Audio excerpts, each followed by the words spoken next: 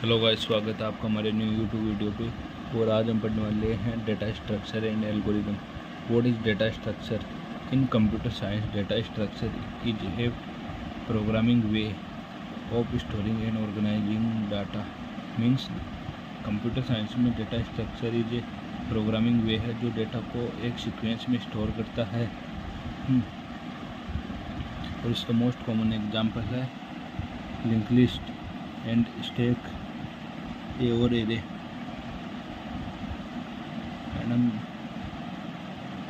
And why data structure are instant, मतलब data structure क्यों जरूरी है? इफिशिएंसी के लिए, मेमोरी मैनेजमेंट के लिए, कोड यूजिबिलिटी के लिए, कोड मेंटेनेबिलिटी के लिए डेटा स्ट्रक्चर आवश्यक है। और इजीली एक्सेस एंड मॉडिफिकेशन के लिए डेटा स्ट्रक्चर आवश्यक है।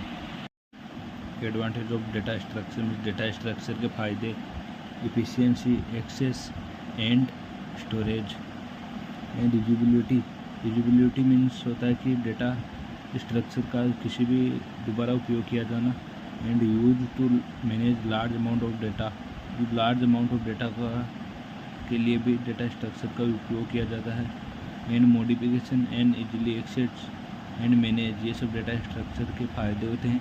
इनसे डेटा स्ट्रक्चर को इजीली एक्सेस किया जाता है, मॉडिफिकेशन किया जा सकता है, and large amount of data को सॉल्व करने के लिए किया जा सकता है। Visibility and efficiency, access and storage. Application of data structure की कई एप्लीकेशन जैसे compiler, design, operating system, DBMS database management system, AI, graphs and network analysis. इसी तरह डेटा स्ट्रक्चर का भी बहुत सारी एप्लीकेशन हैं जैसे कि numerical analysis, simulation. Purpose of data structure, main aim of data structure is to increase the efficiency of program and describe and storage requirement.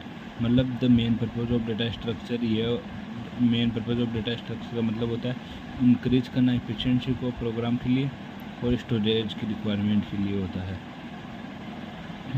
Classification of data structure: first, line data structure and non line data structure. Line data structure वह होता है जिसमें data को sequentially और लाइनरली store किया जाता है, जिसमें डेटा सीक्वेंसली और लाइनरली बाय स्टैक किया। इसके एग्जांपल है एरे, लिंक लिस्ट, स्टैक और क्विक। और नॉन लाइनर डेटा स्ट्रक्चर होता है जिसमें डेटा को सीक्वेंस पर स्टोर नहीं किया जाता, जिसमें आते हैं ग्राफ्स और ट्री। और हमारा सेकंड आता है homogeneous and non homogeneous. Homogeneous में होते हैं एरेस, नॉन होमोजीनियस में होते हैं स्ट्रक्चर एंड यूनियन। तीसरा आता है स्टैटिक एंड डायनेमिक। स्टैटिक में आता है करेक्टर जिसकी साइज हम एक बार फिक्स कर देते हैं 8 एंड, तो उसकी साइज फिक्स ही रहती है। और दूसरा होता है एंड डायनेमिक।